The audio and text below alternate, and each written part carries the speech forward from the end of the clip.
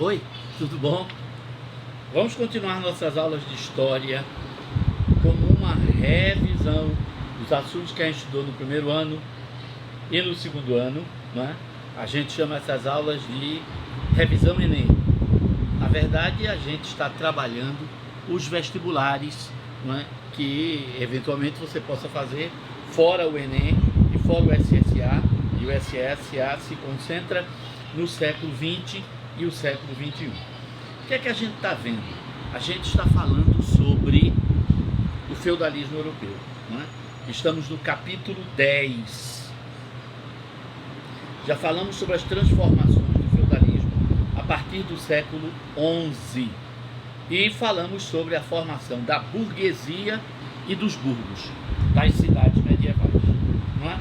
Aí a gente chegou num ponto que fala sobre o poder da igreja no medievo, na Idade Média. Olha aí, é o capítulo 10 ainda, os francos e o feudalismo. O poder da igreja no medievo.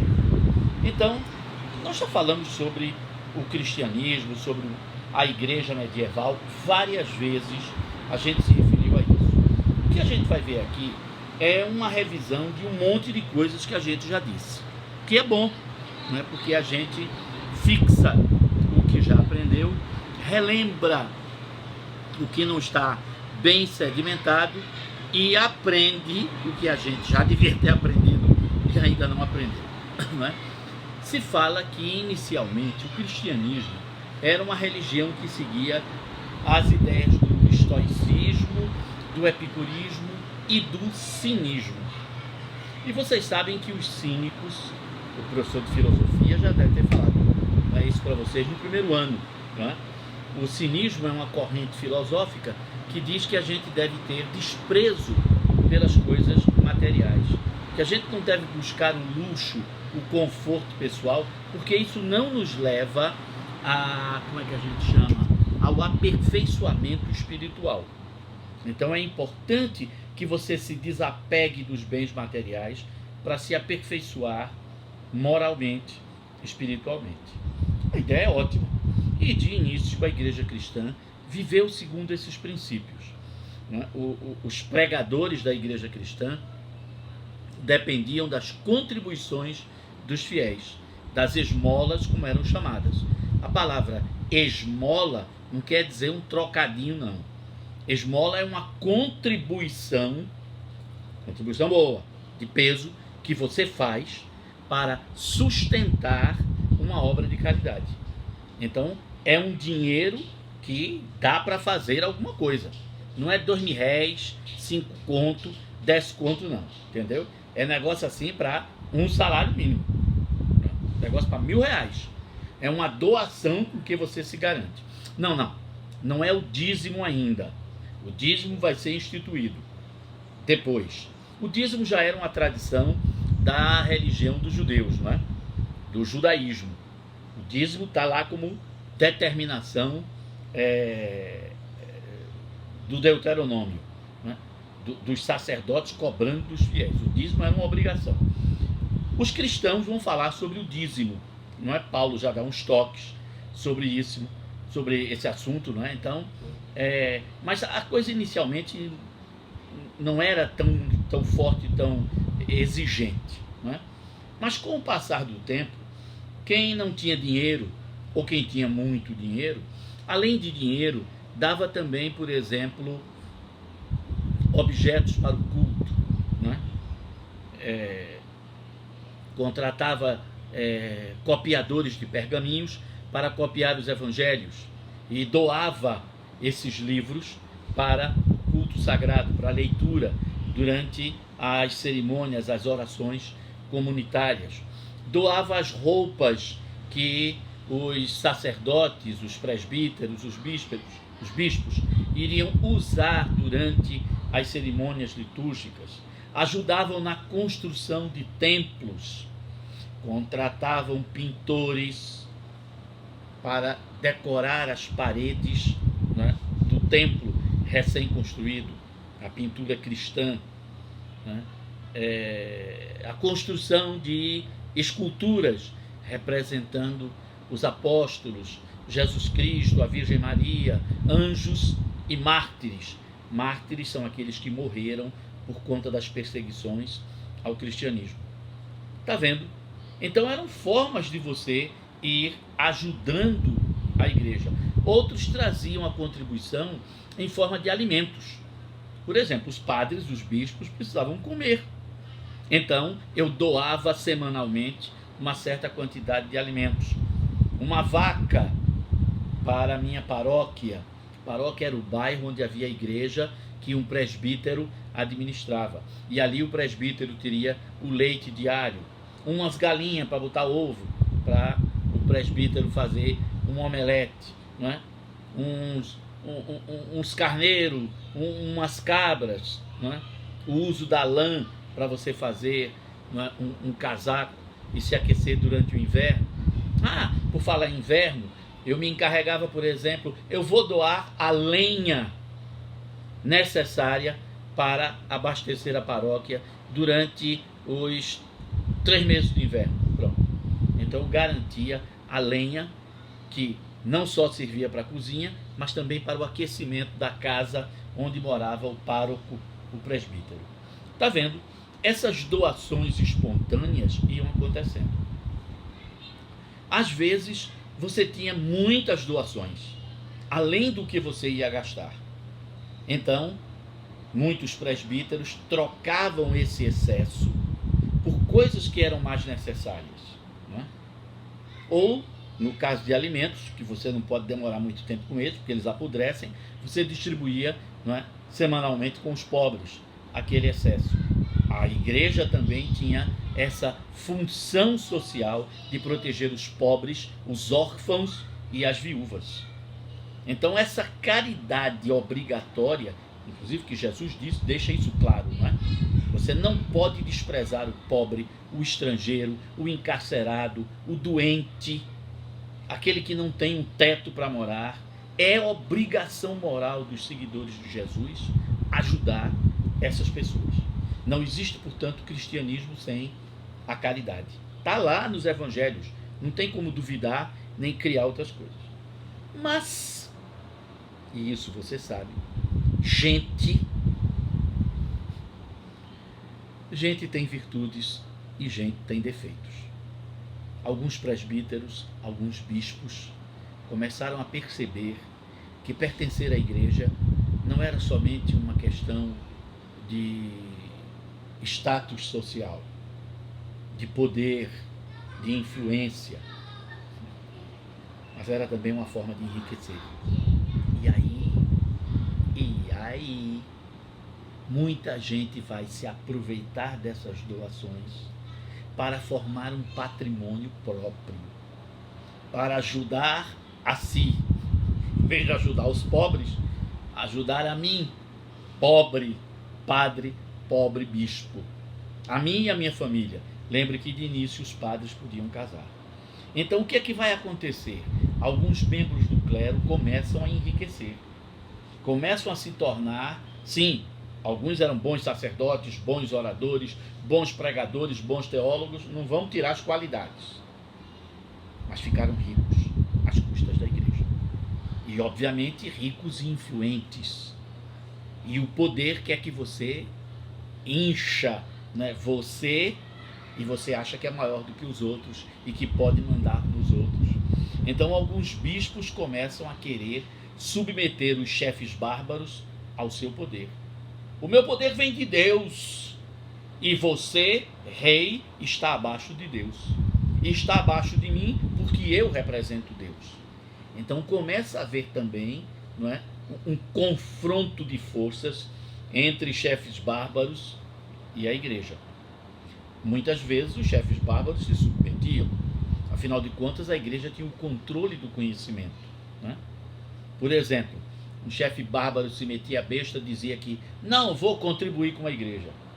Aí o bispo, que conhecia as tabelas cronológicas e as tabelas astronômicas, sabia que no dia seguinte iria haver um eclipse do Sol, que durante 11 minutos a Lua ia cobrir o Sol. e aquela região ia ficar toda escura. Os bárbaros não sabiam disso, mas os bispos da igreja cristã conheciam isso, porque eles vinham de uma elite romana que havia estudado. Paideia, está lembrado, não é? A formação intelectual de quem vinha de famílias ricas. E mesmo os padres que vinham de família pobre estudavam, porque a igreja permitia isso, ajudava no estudo.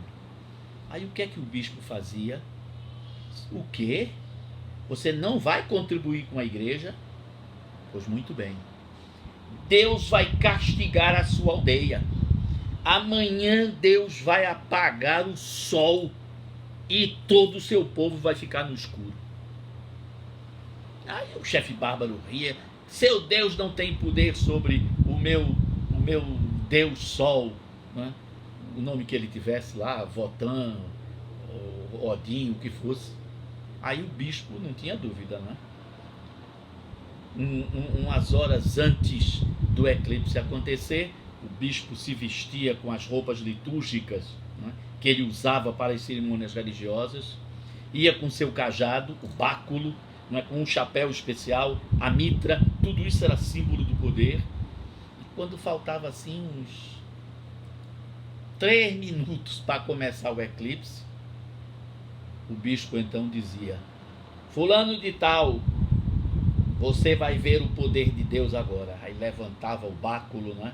O cajado, apontava para o sol e dizia: o sol vai se apagar até você reconhecer o poder do verdadeiro Deus e contribuir com a igreja desse Deus.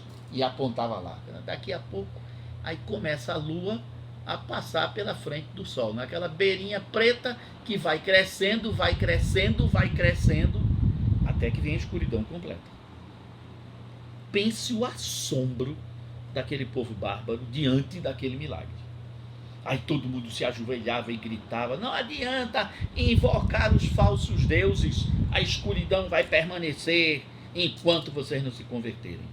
Aí muita gente começava, 5 minutos e nada acontecia, não mudava coisa nenhuma, desespero, né? Aí o chefe bárbaro era pressionado pelos seus guerreiros a pedir perdão, porque senão o mundo seria noite o tempo inteiro. Está chegando quase os 11 minutos, não é? Aí o bispo: está certo. Como eu vejo o arrependimento sincero no coração de vocês, vou pedir a meu Deus que reacenda a luz do sol. Mas amanhã todos vocês têm que ir contribuir com a igreja e pedir perdão ao verdadeiro Deus. Aí levantava de novo o cajado, o báculo, pá. Aí, lógico, vai acontecer o que todo mundo sabe. A lua que está andando, ela vai continuar andando, pronto. Aí aparece aquela beirinha de luz que vai crescendo, crescendo, crescendo e volta tudo ao normal. Tá vendo? Esse poder do conhecimento que a igreja tinha, ela sabia usar como uma forma de coerção, né? De imposição contra a ignorância dos bárbaros. Um chefe bárbaro adoecia, foi ferido numa batalha, né?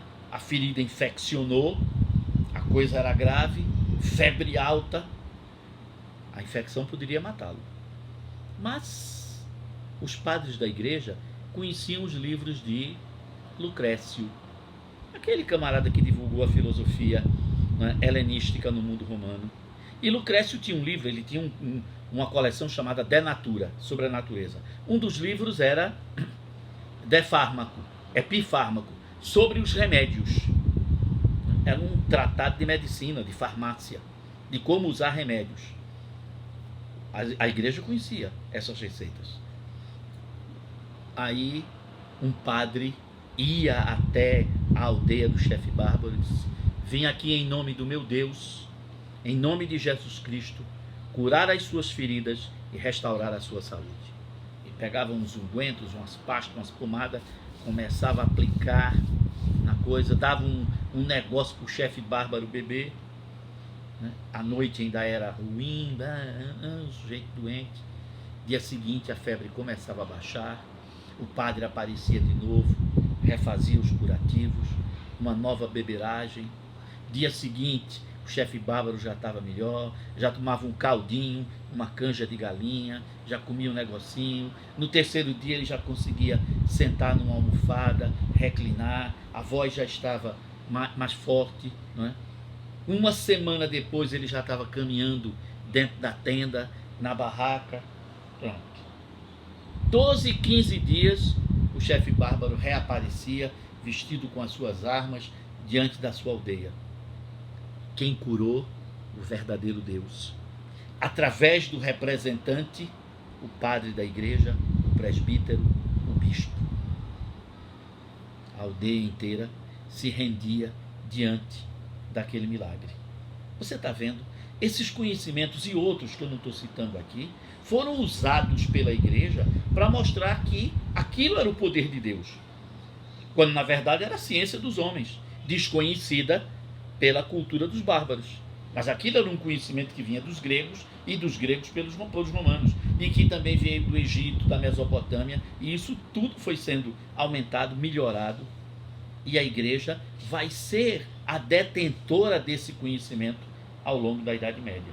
Conhecimento que ela saberá usar para o seu prestígio e seu poder. Está entendendo? Muito bem. Seguindo.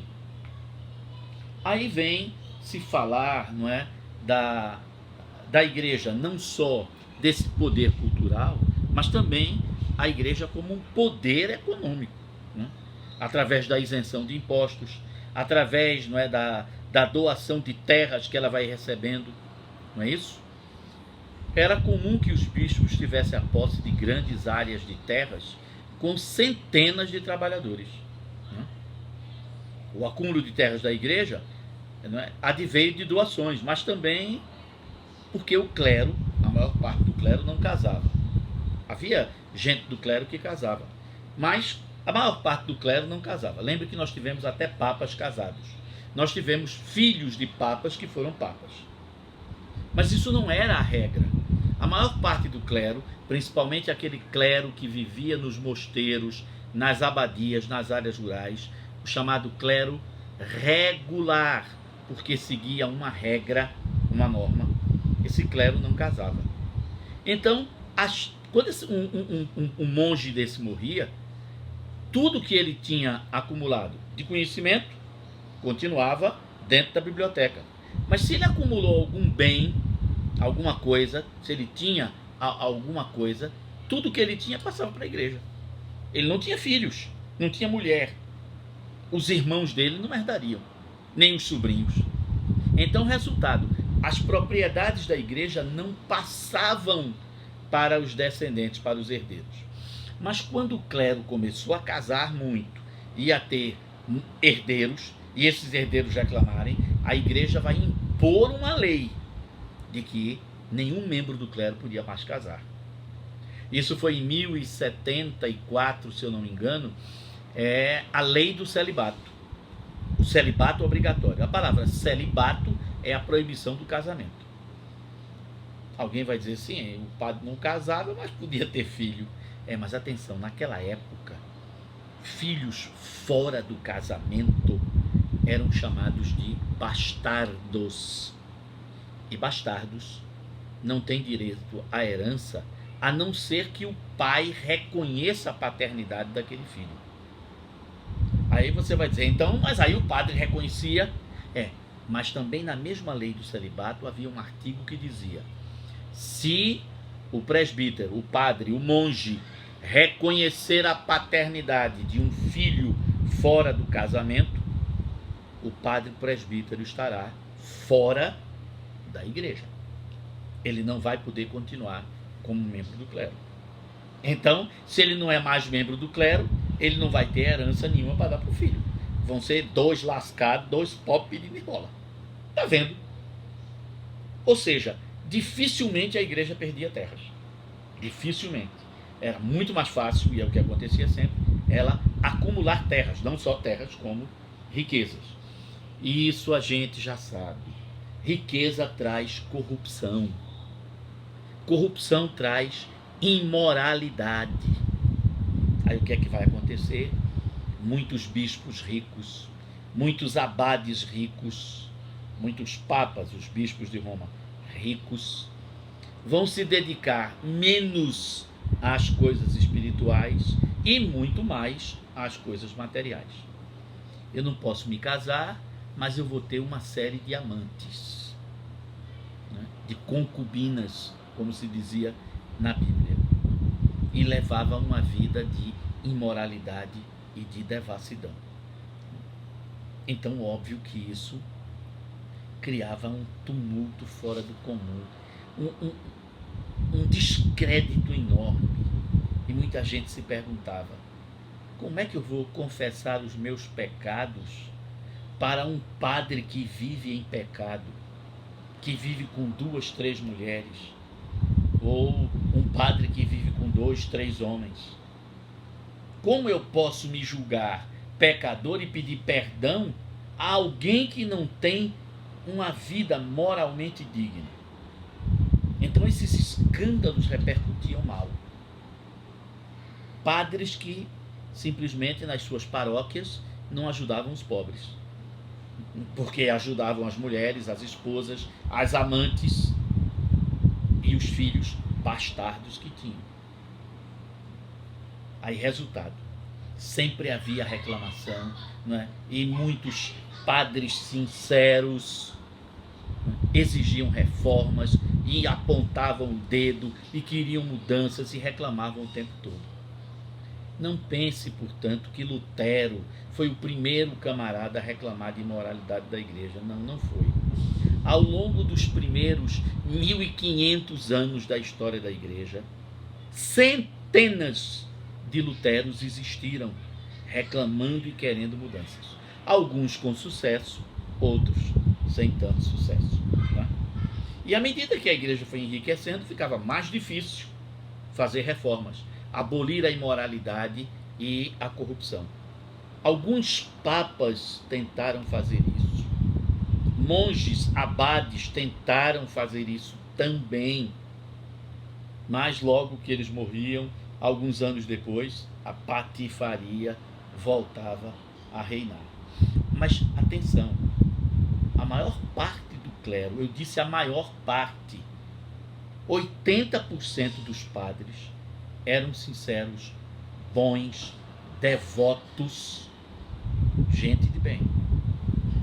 Mas os 20% de patifes, de canalhas, de safados, de sem vergonha, manchavam a igreja como um todo. E na medida em que eles não eram castigados, aí se dizia que tolerava. Então, se tolera é porque é cúmplice. Se é cúmplice é porque é igual. É tão bandido quanto. Você está vendo? Não sei se foi Mahatma Gandhi, o líder da independência da Índia, ou Martin Luther King, o líder, não é, da luta pelos direitos civis dos negros nos Estados Unidos, que disse a frase: o que me assombra não é a audácia dos maus. O que me assombra é o silêncio dos bons. É você ficar calado vendo uma coisa errada. É você não se indignar diante de um crime.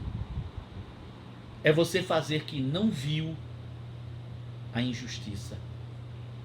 É você dizer: deixa pra lá, não tem jeito não, eu sozinho não vou mudar o mundo. Pronto.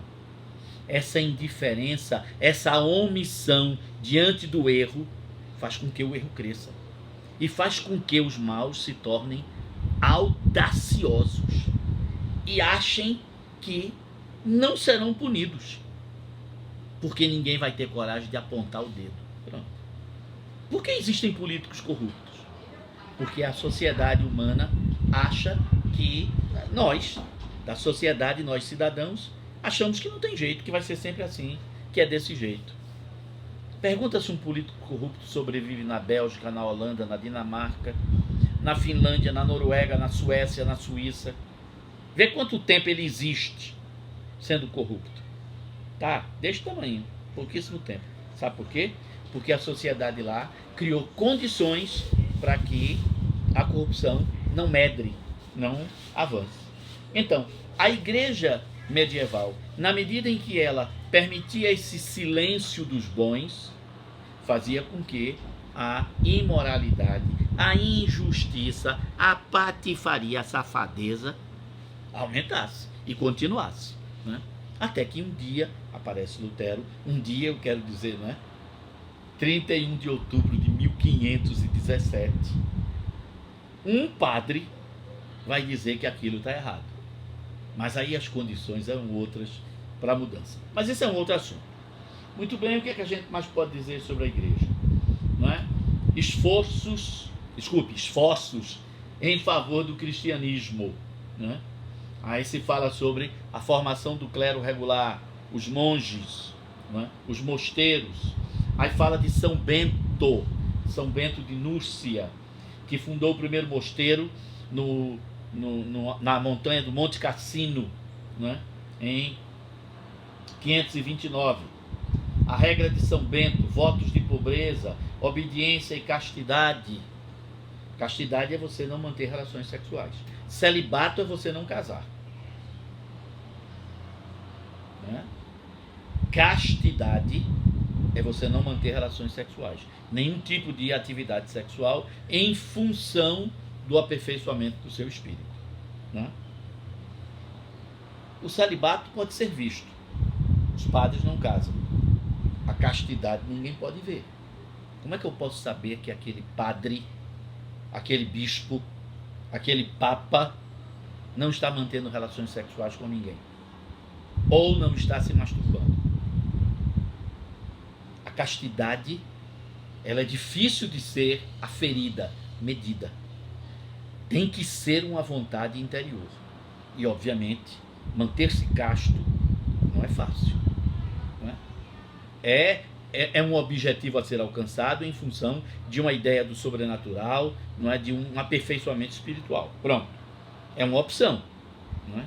O celibato é uma imposição. Você não pode casar. Ponto final. Agora, a castidade, não é complicado e é difícil.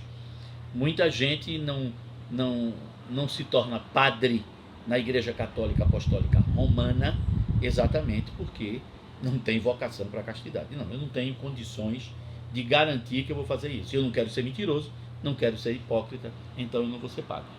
Lembrando que na Igreja Oriental, a Igreja Católica Apostólica Ortodoxa, os padres podem se casar. Mas padre que se case não chega a ser bispo. Só é bispo quem não é casado. Não é isso? Muito bem. O que mais que aqui o texto fala sobre a igreja medieval? São Bento dizia que rezar é bom, mas não é suficiente para você ocupar seu tempo. Ninguém consegue passar o dia inteiro rezando, né, ligado com Deus. E São Bento então resolveu dividir as horas em que a gente está acordado em etapas: horas de trabalho e horas de oração. Então a regra dos beneditinos, os seguidores de São Bento, era, em latim, ora et labora, reza e trabalha. Então os monges dividiam o seu dia, né, rezando e trabalhando. Se acordava muito cedo, não é, com o nascer do sol, né, no verão, às 4h30 da manhã, quando, né, aparecia aquela primeira borda de vermelho no céu, aí tocava o sino da igreja do mosteiro, os monges se levantavam para rezar a primeira oração do dia, as matinas, né? Aí depois, quando, não é, o sol estava nascendo, aí ele ia para a cela, tomava banho, se aprontava, aí vinha a aurora. Era a segunda oração do dia. Aí todo mundo ia para o refeitório, a primeira refeição, né, se tomava o café da manhã, chamemos assim. Durante a refeição havia também uma oração. Aí começava o trabalho do dia.